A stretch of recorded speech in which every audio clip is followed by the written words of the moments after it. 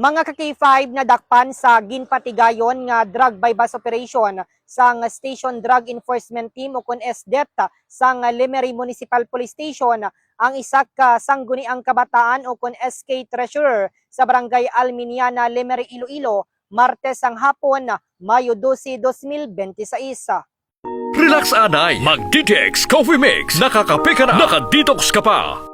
Ginkilala ang arestado kay alias Nico, 26 anyos, single, kag-residente sa barangay Nagsulang, Lemery, Iloilo. Sa interview sang K5 News FM Sara kay Police Captain John Robles, hepe sang Lemery Municipal Police Station, ginpahayag sini nga nabaklan ang suspitsado sang isa ka sachet sang ginapatian illegal nga droga sa balor nga 14,600 pesos.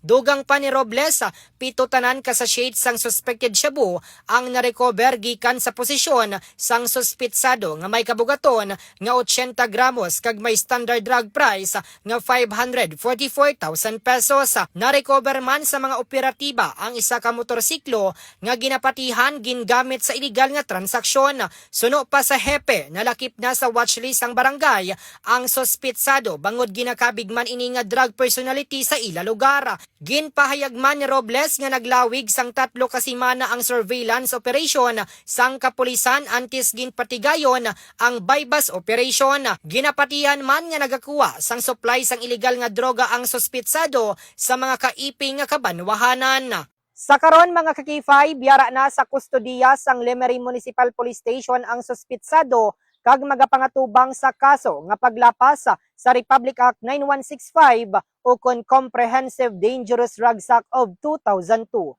Balita nagikan diri sa 5 Distrito, ini naman si K5 Reggie Plazuela de Mayo para sa kampiyon nga balita, serbisyo publiko kag kalingawan sa 5 Distrito. K5 News FM. Ang superpower sa Mighty C, lakas tensya, matalinaw, Mighty C.